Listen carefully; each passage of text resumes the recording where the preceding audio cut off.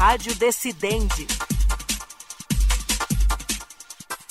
Olá, eu sou o Thiago Gomide e está começando mais um Rádio Decidente, o podcast da Coordenadoria de TV e Rádio do Superior Tribunal de Justiça, realizado em parceria com o Núcleo de Gerenciamento de Precedentes e de Ações Coletivas do STJ, o NUGEP-NAC. No episódio de hoje, nós vamos falar sobre o tema 1346 dos recursos repetitivos, julgado pela primeira sessão do STJ. A tese firmada trata da inadmissibilidade de recursos especiais que tem como base resoluções da ANEEL por se tratarem de atos infralegais, ou seja, normas que não têm o mesmo status jurídico de uma lei federal. A decisão reforça que o STJ não pode julgar casos em que a suposta ofensa à lei federal é apenas reflexa, ou seja, depende da interpretação prévia de normas infralegais, como resoluções técnicas ou regulamentos de agências. E para entender melhor os limites dessa tese, o impacto sobre a atuação da ANEEL, os reflexos sobre a sistemática de precedentes e as estratégias possíveis também para advogados e tribunais, eu converso agora com a assessora do NUGEP-NAC, Flávia Mendes Mascarenhas Góes. Seja muito bem-vinda ao Rádio Decidente. Obrigada, Thiago. É uma felicidade estar aqui no Rádio Decidente. Eu trabalhando no NUGEP-NAC, com precedentes qualificados já há algum tempo. Fico muito feliz com essa divulgação, a divulgação sobre o sistema de precedentes, sobre a importância do julgamento de um recurso sobre a sistemática qualificada, que permite que haja maior isonomia, maior segurança jurídica e previsibilidade para a sociedade, e que com isso também pode prevenir uma gama enorme de processos, exatamente porque o STJ, no caso o recurso repetitivo, já fixou uma tese para determinada questão jurídica que traz múltiplos processos, que tem relevância. Então, eu fico muito feliz em contribuir para a divulgação dos precedentes e para mostrar a importância deles. Flávia, vamos começar então explicando para quem nos ouve aqui. O tema 1346, ele impede qualquer discussão no STJ com base nas resoluções da ANEEL sobre transferência ou manutenção de rede de iluminação registrada como ativo imobilizado em serviço, correto? Ou existem exceções para esses casos? Primeiro é interessante saber exatamente o que foi definido. Então, a primeira sessão do STJ, sob o rito qualificado, em recurso repetitivo, definiu que não é admissível recurso especial que discute a transferência da responsabilidade pela manutenção do sistema de iluminação pública, que é registrado como ativo imobilizado em serviço, são os postes, são os cabos, pelas distribuidoras de energia elétrica para os municípios. E isso tudo em razão de atos normativos da ANEEL. Por que se decidiu isso? Porque esses atos normativos da ANEEL, essas resoluções, são instrumentos infralegais. O STJ entende que o artigo 105, inciso 3º da Constituição prevê o cabimento do recurso especial no caso de ofensa a tratado ou lei federal. E isso aí, a lei federal, ela é considerada sob o ponto de vista formal, ou seja, aquela lei que passou por todo um processo legislativo, seja de lei ordinária, seja de lei complementar, de lei delegada ou uma medida provisória. Então, na verdade, não é que seja qualquer discussão sobre a transferência, mas como foi na pergunta, qualquer discussão que tenha por base as resoluções da ANEEL. Porque para definir essa questão, para poder se analisar essa questão, necessariamente seria necessário perpassar pelos dispositivos da resolução. E por serem normas infralegais, fogem à competência do STJ prevista constitucionalmente. E por que resoluções da ANEEL, mesmo criando novas regras, não são consideradas de um tipo de lei federal e não servem também para justificar um recurso ao STJ? Por conta do conceito de lei adotado pelo artigo 105, inciso 3º da Constituição. A lei, ela pode ser vista sob ponto de vista material ou ponto de vista formal.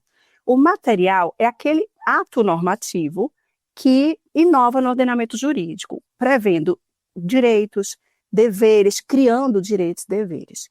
Nesse caso, sob o ponto de vista material, essas resoluções da ANEEL, elas poderiam ser consideradas leis, porque elas criam deveres, elas criam direitos, elas criam uma responsabilidade ali atribuída a distribuidores de energia elétrica de repassar para os municípios a responsabilidade pela manutenção da rede elétrica. No caso da lei em sentido formal, é aquela lei que passa pelo processo legislativo previsto constitucionalmente. Então, é a lei ordinária, a lei complementar, a lei delegada. Então, como o artigo 105, inciso 3º da Constituição, ele adota o critério formal segundo o STJ, que é, pela Constituição, o intérprete maior da legislação infraconstitucional federal, como esse artigo adota o critério formal de lei federal, então a resolução da ANEEL, embora ela preveja direitos e deveres, ela não é passível de embasar o recurso especial. Ok. E o que significa, então, dizer que a violação à lei é reflexa? E por que isso impede o STJ de julgar casos como o do tema 1346, que envolvem resoluções? No caso do 1346, a Lei 9.074, de 95, que trata da agência reguladora, da ANEEL, ela trata genericamente da temática. Então, a regulamentação detalhada, ela está na resolução. Então, para que o STJ analise sobre a transferência do ativo imobilizado em serviço com base nas resoluções, o tribunal de origem, o acórdão recorrido, ele foi proferido com base nas resoluções. Então, para que o STJ analise esse recurso especial, necessariamente ele teria que analisar os dispositivos das resoluções, que são atos infralegais, são atos que estão abaixo da lei na hierarquia das normas. Então, por isso que não seria possível um recurso especial que tenha por base esses atos infralegais. E o que muda para os tribunais de origem quando o STJ diz que um tema repetitivo trata apenas da admissibilidade do recurso, como foi o caso desse tema, não é isso? Nesse caso, os tribunais de origem que, em regra, quando vão tratar da inadmissibilidade de um recurso especial por conta de algum óbice processual, por exemplo, em regra, eles não admitem aquele recurso. No entanto, se essa inadmissibilidade ela estiver fixada em tese de recurso repetitivo, os tribunais passam a negar seguimento a esse recurso, com base numa tese fixada num recurso repetitivo, e com isso, o único recurso admissível contra essa decisão do juiz de admissibilidade no tribunal de origem é o agravo interno. Esse agravo interno vai ser julgado pelo colegiado competente, né? E aí o recurso só vai poder subir se for o caso de um distinguishing, de uma distinção, se for o caso de uma superação. Se não for, ele não sobe para o Superior Tribunal de Justiça. Com isso, o que acontece? Há um estancamento dos recursos especiais que tratam dessa matéria. Lembrando que essa aplicação pelo tribunal de origem de uma tese fixada em recurso repetitivo tem que ser em casos idênticos. Então, são casos que tratam da transmissão de responsabilidade sobre o ativo imobilizado em serviço, com base em resoluções da ANEEL. Né? Então, nesse caso, esses recursos já não sobem mais para o STJ, com isso se privilegia o tribunal de segundo grau e se tem uma maior segurança jurídica, porque se entende que todos os tribunais agora vão adotar essa tese fixada pelo STJ. Antes desse tema 1346 ser definido, como que a primeira e a segunda turma aqui do STJ tratavam essas questões? Já se entendia que não cabia recurso nesses casos? Sim, ambas as turmas já consideravam inadmissível o recurso especial fundamentado exclusivamente em normas constitucionais ou nas resoluções da ANEEL que tratassem dessa matéria. Inclusive, no voto condutor do acórdão que fixou essa tese, a ministra Maria Tereza ela traz uma enorme lista de decisões de acórdãos da primeira e da segunda turmas no mesmo sentido, o que mostra como o recurso repetitivo ele pode ser muito útil na reafirmação de jurisprudência.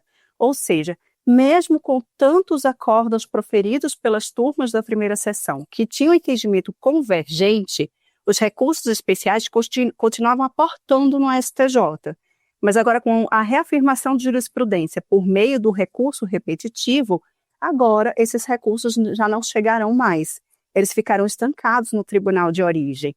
Vale lembrar também que no tema 1201, o STJ decidiu que o agravo interno interposto contra a decisão que aplica tema fixado em precedente qualificado, ele pode levar à aplicação da multa do artigo 1021, parágrafo 4º do Código de Processo Civil. Ok. E existem situações em que, mesmo com esse tema 1346 do STJ, que a Corte Superior, que o STJ, ainda pode julgar o recurso? Por exemplo, quando há uma questão de lei federal sem depender da resolução, por exemplo? Aí, nesse caso, a princípio, é possível que o STJ julgue o recurso, porque vale lembrar que, nesse caso do 1346, o STJ ele não chegou ao mérito da questão, ele se ateve à admissibilidade do recurso especial. E qual foi a questão? Que não seria admissível o recurso especial baseado em resoluções da ANEEL. Recurso especial no qual fosse necessário perpassar por dispositivos de norma infralegal para se chegar a uma solução. No caso de um recurso que trate até da mesma questão, mas que não seja necessário, naquele caso, perpassar por normas da resolução, aí sim, a princípio, se não houver outros óbices processuais, seria possível que o STJ se manifestasse. No entanto, na prática, isso vai ser um pouco difícil, porque se verifica que a lei ela é muito genérica. Então, dificilmente um recurso que trate dessa questão específica da transferência de responsabilidade das distribuidoras de energia elétrica para os municípios em relação à manutenção da rede elétrica não perpassaria pela resolução. Mas, falando-se em teoria, né, seria, a princípio, possível sim. E vale lembrar que a tese fixada no tema 1346, ela pode ser aplicada a casos idênticos, né? Então, seriam os casos em que o acórdão recorrido, ele se baseia em resoluções ou em norma constitucional, também é possível, se baseia em resoluções da ANEEL para decidir sobre a transferência de responsabilidade dos ativos imobilizados em serviço das distribuidoras para os municípios. Então, nesse caso específico, seria possível aplicar essa tese. Flávia, e se o STJ não pode julgar o mérito das resoluções da ANEEL, então onde que essa discussão deve acontecer? Nos tribunais locais, no STF, aonde? Bem, primeiro é interessante verificar que o STF, que é o guardião da Constituição, né, quem dá a última palavra sobre a interpretação de norma constitucional, já decidiu em repercussão geral, no tema 1181, que a discussão sobre a transferência de ativos imobilizados em serviço tem natureza infraconstitucional, porque no acórdão recorrido ali, que deu origem a esse recurso extraordinário, que foi para a repercussão geral, havia a discussão sobre a extrapolação do poder regulamentar, sobre esse conflito entre a resolução da ANEEL e a lei. Então, o STF já decidiu que isso é infraconstitucional, então já não caberia mais a ele. Poderia caber ao STJ. No entanto, o STJ decidiu que, nesses casos em que há uma discussão sobre essa transferência de responsabilidade, considerando-se a resolução da ANEEL, também não é da sua alçada, também não é da sua competência, conforme previsto no artigo 105, inciso 3º da linha A da Constituição Federal. Então, nesse caso, caberá aos tribunais locais dar a última palavra. Vale lembrar que os tribunais locais, eles podem também se valer de um instrumento do sistema de precedentes qualificados para definir essa questão. Eles podem se valer do incidente de resolução de demandas repetitivas, que é um instrumento muito interessante, que tem um potencial enorme, veio com o Código de Processo de 2015, mas que infelizmente ainda não é tão utilizado. Mas é muito interessante o IRDR, o tribunal local ele pode fixar uma tese vinculante também, localmente sobre isso, né, contra as decisões que vão contra a tese fixada em IRDR, caberá reclamação, mas é uma forma de o tribunal local, que vai ter a última palavra nesses casos, criar também um precedente que vai trazer mais isonomia, mais segurança jurídica, mais previsibilidade sobre a forma como aquele tribunal enxerga essa questão específica. Flávia, então como que funciona essa divisão de tarefas aí entre o STF e o STJ quando a discussão envolve normas da ANEEL? Bem, o STF já decidiu no tema 1181 da repercussão geral que a discussão sobre a eventual extrapolação do poder regulamentar por conta das resoluções, né, da ANEEL, né, se elas extrapolariam ou não o que a lei prevê, o que a lei 9.427 de 96 prevê, essa discussão seria de natureza infraconstitucional. Então, não caberia ao STF, em recurso extraordinário, tratar disso. Quando o STF fala isso, ele deixa a porta aberta para o STJ definir se aquilo vai ser sua competência ou não. Se for da sua competência, o STJ define qual a tese que vai ser aplicada, define qual vai ser a interpretação à legislação infraconstitucional que deverá valer para o país inteiro. Nesse caso específico, o STJ entendeu que também não era sua competência, porque nesse caso seria necessário analisar as resoluções da ANEEL. E o STJ, em recurso especial, ele só pode analisar eventual afronta à lei federal ou tratado. E lei federal, como previsto no 105, inciso 3º, a linha A, é a lei federal em sentido formal, ou seja, aquela que passou por todo o processo legislativo previsto constitucionalmente. Mas tem uma situação interessante. O STF, ele pode, em ação direta de inconstitucionalidade, ou seja, controle concentrado, analisar a constitucionalidade de atos normativos materiais. Nesse caso, não é necessário que seja um ato normativo formal. Nesse caso, como a resolução da ANEEL, ela cria direitos, ela cria deveres, ela inova no ordenamento jurídico, a princípio é possível se pensar que o STF, em controle concentrado de constitucionalidade, poderia analisar a constitucionalidade dessas resoluções. Mas isso é numa situação específica de controle de constitucionalidade. Então, essa divisão de tarefas, por hora, o STF já definiu que não é caso de recurso extraordinário, o STJ já definiu que não é caso de recurso especial, então vai caber ao tribunal local definir quem tem razão nessas ações. E se a concessionária usar a Lei 9.074 de 95 como base do recurso, isso permite que o STJ analise o caso, mesmo que haja também uma resolução da ANEEL envolvida aí nesse caso? Vai depender. Se a análise do caso perpassar necessariamente pela avaliação de dispositivos da resolução, vai se aplicar a tese do tema 1346. Não é competência do STJ. Mas se a análise do caso ela depender da apreciação da lei federal, sim, aí nesse caso, a princípio, seria admissível recurso especial. Depende de como a Corte no recorrido decidiu. Se ele decidiu com base na lei federal ou se ele decidiu com base em resoluções, com base em normas constitucionais, por exemplo, em normas que não são da competência do STJ a interpretação.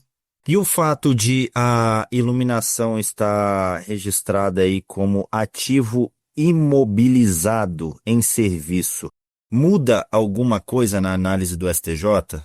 Não, porque a análise do STJ não chegou ao mérito da questão. O STJ não chegou a analisar os dispositivos que tratam disso. Ele parou antes. Ele considerou que o recurso especial sequer seria admissível. Então, a análise do 1346, a tese fixada no 1346, era diz respeito à admissibilidade do recurso especial, não chegou no mérito. A mudança das resoluções também, isso altera se o recurso pode ou não ser julgado pelo STJ?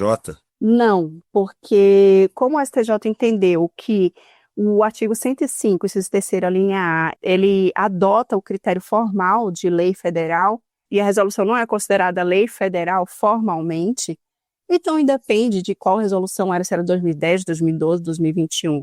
Talvez se fosse considerado com o critério material, aí até poderia ter alguma mudança. Se alguma resolução não houvesse inovação no ordenamento jurídico e outra houvesse. Isso não vem o caso, porque resolução é ato normativo infralegal sob aspecto formal, e sendo infralegal, não é de competência do STJ analisar. Qual que é o peso do parecer da PGR que disse que o recurso não deve ser aceito por tratar de norma infralegal?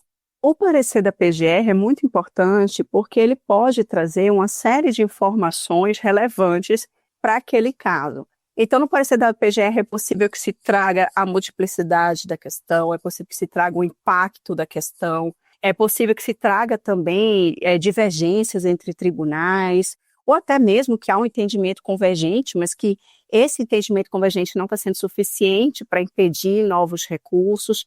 Então, o parecer da PGR ele tem uma grande importância, sim. Nesse caso, por exemplo, a PGR ela trouxe importantes informações quanto à possibilidade de fixação de tese sobre a admissibilidade do recurso especial, por exemplo. Isso aí já foi uma questão que foi analisada no tema 1246 do ministro Paulo Sérgio Domingues, no qual também se estabeleceu sobre a admissibilidade ou inadmissibilidade de recurso especial. A PGR trouxe isso. Também trouxe a convergência de entendimento entre a primeira e a segunda turmas, ou seja, as turmas componentes da primeira sessão. trouxe isso também, mas vale lembrar que o parecer da PGR, embora tenha sim o seu peso, ele é opinativo, ele não é vinculativo. Então, pode até acontecer da PGR considerar que não era o caso de se fixar uma tese e a seção, no julgamento, considerar sim, que é aquele caso de recurso especial e que se deveria fixar a tese. Não é vinculativo esse parecer. Ok. E como que os tribunais devem, então, aplicar essa tese do tema 1346 ao analisar se aceitam ou não um recurso? Bem, ao realizar o juízo de admissibilidade de recursos especiais, os tribunais têm que atentar sobre como que o acórdão recorrido decidiu a questão. Se o acórdão recorrido ele decidiu a questão com base em lei federal, então esse recurso, a princípio, ele não se encaixa na tese do 1346. Já, se o acórdão recorrido decidiu a questão com base nas resoluções da ANEEL, por exemplo, ou seja, não foi na lei federal, foi com base em ato normativo infralegal, esse recurso especial, ele se enquadra no tema, na tese fixada no tema 1346 e não deverá ser admitido. Lembrando que, contra essa decisão, cabe apenas o agravo interno, que vai para o colegiado competente. No agravo interno, se considerou que foi bem aplicado o tema, ali o processo não vai caminhar mais. Não vai caminhar para o STJ, não vai subir à Corte Superior. E, no caso do agravo interno interposto contra uma decisão que aplicou um precedente qualificado, não sendo claramente um caso de distinguish, um caso de superação, sendo um erro manifesto, nesse caso é aplicável a multa do artigo 1021, parágrafo 4 do CPC, como determinado pelo STJ no tema 1201. Ok, Flávia, agora se o caso envolve tanto lei federal quanto a resolução da ANEEL, como separar o que o STJ pode julgar e o que não pode? Vai depender se a análise do caso pode ser feita com base na lei federal. Se puder ser feita com base na lei federal, a princípio, sim, é competência do STJ, se não houver nenhum outro óbice processual. No entanto, se para se chegar nessa lei federal for necessário analisar a resolução, então esse recurso especial ele é inadmissível, porque para decidi-lo é necessário passar por normas infralegais. Então, para facilitar, deve-se analisar o acórdão do tribunal de origem. O tribunal de origem decidiu com base em resoluções, isso significa que não é possível decidir o recurso especial, a princípio, pelo menos, com base na lei federal. Seria necessário analisar aquelas normas que foram consideradas como fundamentais para o tribunal de origem. Mas se no tribunal de origem decidiu tudo com base na lei federal, aí sim, em tese, o STJ poderia analisar. Lembrando que, nesse caso específico, a lei federal que trata da questão, a Lei 9.427 de 96, ela é muito genérica. Então, dificilmente essa questão não perpassaria por normas das resoluções da ANEEL. Então, dificilmente iria para o STJ. Mas, em tese, se sim, pudesse ser analisado o recurso especial sem passar pela resolução, já diretamente com a lei federal, o STJ poderia fazer essa análise sim. Então, para a gente fechar a ideia como um todo e amarrar o assunto direitinho, qual que é o papel, então, de entidades como a ANEEL, por exemplo, ou a Associação Brasileira de Distribuidores de Energia Elétrica, nesses casos, elas ajudam como? No julgamento dos recursos repetitivos, é possível que haja participação de amici curiae, ou seja, os amigos da corte, entidades, órgãos públicos que sejam especializados naquela matéria que está em discussão no recurso repetitivo, eles podem auxiliar a corte, trazendo uma perspectiva técnica sobre a questão. Então, nesse caso, nessa situação específica, seria possível que a ANEEL e a Associação Brasileira de Distribuidores de Energia Elétrica, por exemplo, atuassem como amici curiae. E para a gente fechar essa nossa conversa, Flávia, a decisão desse tema 1346, ela pode influenciar casos envolvendo também outras agências reguladoras, como a Anatel, a NTT ou a ANS?